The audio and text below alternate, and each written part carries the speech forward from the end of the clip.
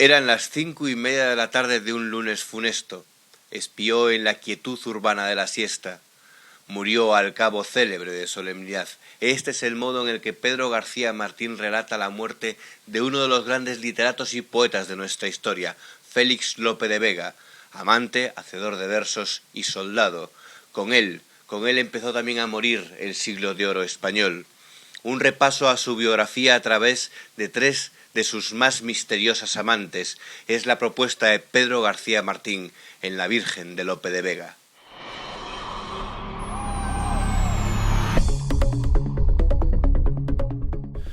Bueno, Pedro, bienvenido a Periodista Digital. Buenos días y bien hallado. Bueno, describe el inicio de su libro, describe la mayor tragicomedia de la época, los funerales de Lope de Vega, ¿no? Este es el arranque de este libro. Sí, el punto de partida es una auténtica apoteosis barroca. En el momento en que fallece Lope de Vega, que ya estaba convertido en el Apolo de la corte, en el Fénix de los ingenios, que causaba admiración a medida que iba caminando por la calle, todo el mundo le saludaba, había incluso quien portaba imágenes suyas, estampas suyas. En el momento en que fallece, Madrid se vuelca en ese sepelio. Se declara un luto oficial de una semana. El entierro en sí mismo ya fue una procesión donde concurrieron todos los estamentos. El cortejo fúnebre salió de su casa en la calle Francos, actual calle de Cervantes, paró ante el convento de las Trinitarias para que su hija Marcela, que era una monja de clausura, pudiese rezar la última oración ante el féretro de su padre. A todo esto el féretro iba flanqueado por franciscanos, cubierto con la cruz blanca de Caballero de San Juan, detrás la nobleza, detrás los gremios y a los lados el pueblo. En fin, todo ese cortejo acabó en la iglesia de San Sebastián, donde fue inhumado. Pero antes de enterrarle le sacaron una mascarilla, como era preceptivo entonces para los personajes ilustres, y hubo una auténtica semana de festejos, de representaciones de obras de Lope, el teatro se echó a la calle y la iglesia de San Sebastián se convirtió en una especie de meca de peregrinación para rendir el último homenaje al genio. Y sus amigos, sobre todo los literatos, llegaron a la conclusión de que el mejor modo de rendirle homenaje era un libro. El mejor modo de rendir un homenaje a un escritor es un libro, ¿no? Y se reúnen para glosar en un libro aquello que cada uno piensa de él, ¿no? En principio estuvieron especulando sobre cuál sería el mejor homenaje. Pedir algunos fastos subvencionados por el ayuntamiento, nunca se consiguió tal subvención. Pedirle al duque de Sesa, que se había comprometido y que era su mentor, a financiar esos funerales, tampoco lo hizo. Y al final a su discípulo más directo, Pérez de Montalbán, hijo, se le ocurrió que la mejor forma de rendir tributo a un literato era escribir una antología de versos. Ese es el punto de arranque de la novela, porque en esa antología vienen a colaborar los escritores más afamados de la corte, pero de repente aparecen 3 poetisas con sendos poemas, una francesa llamada Madame Argenis, una portuguesa llamada Señora Elisa y una italiana que firma con el seudónimo Madonna Fenice. Lope, que era un don Juan y cuyos amoríos se conocían en toda la corte con pelos y señales, de repente en los mentideros se empieza a especular sobre la naturaleza de esas 3 mujeres. En qué momento de su época las conoció, de quién se trataba, quién se ocultaba detrás de esos seudónimos, y este es el punto de arranque de la novela, puesto que yo voy a desvelar en el transcurso de la misma la personalidad de Madonna Fenice. Claro, porque además con este argumento es la excusa perfecta para recorrer la biografía de Lope de Vega, ¿no? Y ver en qué momento conoció a estas mujeres, en qué momento conoció a otras, ¿no? Porque él decía mucho decían de él, amar y hacer versos, ¿no? Era como su leitmotiv. Amar y hacer versos eran los 2 motores de su vida. Y, en efecto, he utilizado la técnica del flashback, la técnica cinematográfica de partir de los funerales de Lope para volver al principio, el momento en el que empieza a convertirse en un Don Juan, pero también en un autor reputado en los corrales de comedia. Y conocemos a otros personajes como pues Francisco de Rojas, Miguel de Cervantes, que les vemos en su libro sin ese halo de inmortalidad y solemnidad que le han dado los siglos, ¿no? Porque los vemos pues como eran en aquella época y incluso dialogando entre ellos, ¿no? Ha sido un recurso en el que he intentado humanizar a los genios. Estamos en el Madrid del siglo de oro, el Madrid de los genios o de los ingenios. Y si realmente repasamos la biografía de estos literatos, muchos de ellos llevaron una existencia en el umbral de la pobreza. El caso paradigmático es Cervantes. Pero en efecto lo retrato en situaciones cotidianas, porque esta creación del barrio de las letras como el barrio en el que se reunían los grandes creadores procede del romanticismo y luego la han secundado diversas corporaciones municipales. En realidad el barrio de las letras estaba habitado por literatos porque las casas eran las más baratas, los alquileres más baratos. Que es la mítica zona de Madrid hoy en día de Huertas, toda esa zona. La zona de Huertas, claro. Los extrarradios, los arrabales. Y era por dinero. Era por eso, claro. De manera que yo procuro humanizarlos. Y claro, por ejemplo, con Cervantes tiene dos encuentros bien diversos.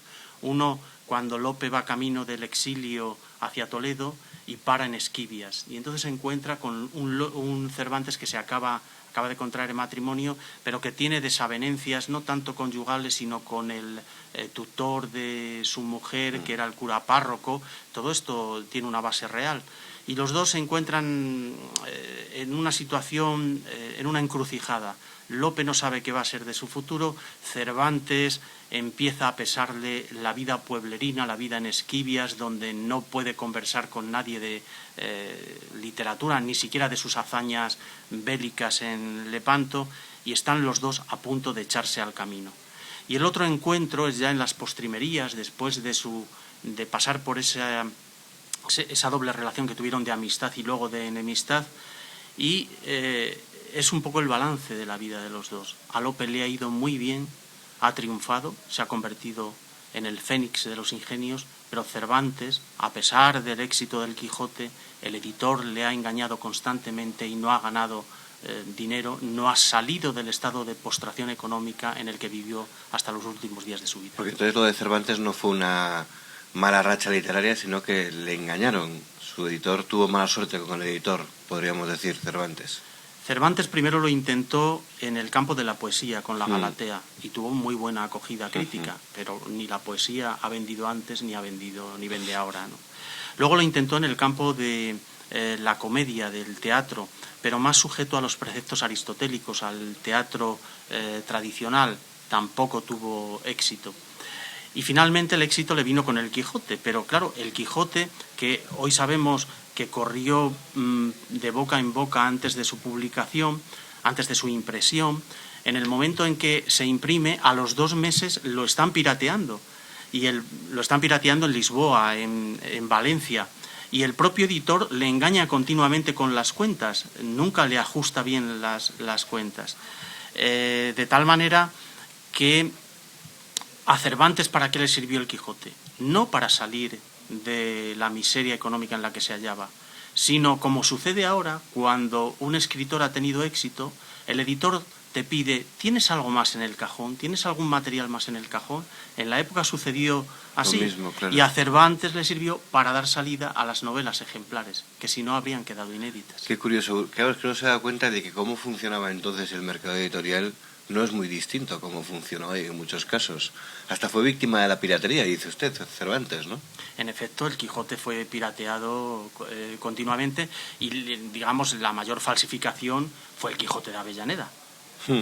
Un Quijote apócrifo, una continuación de la primera parte del Quijote, que realmente le causó un resquemor tremendo a Cervantes, pero también fue un acicate para que él apresurase y acelerase la publicación de la segunda parte del Quijote, donde demostró realmente que era la verdadera, autor. Claro, porque a esta generación le tocó vivir una época tremenda, porque también cuenta en el libro ese momento en el que se van la pandilla, que era una pandilla, a enrolarse en la Armada Invencible, ¿no?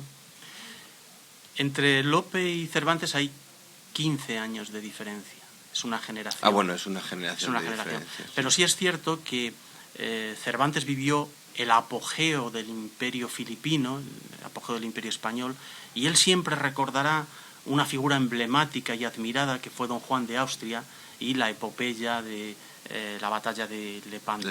Uh-huh. La siguiente generación, aunque eran más jóvenes, la de Lope, Claudio Conde, toda la cuadrilla, también están imbuidos de ese espíritu patriotismo y salen en defensa de la monarquía católica. Y siendo jóvenes se enrolan con don Álvaro de Bazán en la empresa de las Azores, donde quedaban las Islas Terceiras, todavía fieles al prior de Crato, fieles al adversario de Felipe II antes de convertirse en monarca de España y Portugal y dar a luz a la monarquía dual. De manera que los dos todavía cultivan un discurso que es propio del Renacimiento, que es el discurso de las armas y las letras. Nada más que la generación de Lope, a medida que se va haciendo madura, va olvidando este discurso, va entrando en otro contexto cultural que es el barroco. Y ya avanzado el siglo XVII, en los reinados de Felipe III y Felipe IV, por las letras no se entendían los hombres que escribían, sino se entendían, los dedicados a las letras eran los letrados, los burócratas, que realmente vivían de escribir. Claro. De escribir. Y otra cosa, toda esta época que cuenta en su libro La juventud de Lope, dice en un momento que no soñaban ni por asomo que un día no muy lejano le atropellara la vejez, porque al final ya cuenta esa madurez de Lope de Vega, ¿no? Hay 3 edades en las vidas de Lope. Está la del joven enamoradizo, la del don Juan, la que tiene más hambre de triunfo en las tablas, y donde realmente los empresarios teatrales, Jerónimo Velázquez y los demás autores de la época se disputan sus obras porque es éxito garantizado de taquilla. Luego viene una etapa de madurez donde consolida ese éxito, donde después de haber recorrido cierto mundo por sus avatares amorosos regresa, se afinca en Madrid, es una etapa de plenitud, continúa con sus amoríos, pero ya solo en Madrid. Y luego viene la etapa de vejez, y la etapa de vejez es la de dudas existenciales, se ordena sacerdote pero sigue con sus amoríos, tiene esos devaneos entre el arrepentimiento y el pecado, y realmente vivió muchísimo, vivió unos 75 años, que es una esperanza de vida que superaba con creces la media de la época, y esa vejez es amarga, porque va sintiendo el peso de la soledad, van muriendo muchos de los hijos que había tenido con distintas amantes, e incluso siente en sus propias carnes algunas de las cosas que él hizo de juventud. Él, por ejemplo, cometió el rapto consentido de Isabel Urbino, pero en su vejez una de sus hijas es raptada por un tal Tenorio, que se intuye que fue una venganza en la que detrás estaba el conde duque de Olivares. Uno de sus hijos favoritos marcha a la guerra y no muere en batalla, como habría sido lo normal en la época, sino que muere por una estupidez, por un capricho, y es que marcha a América a buscar perlas en el Caribe y se ahoga.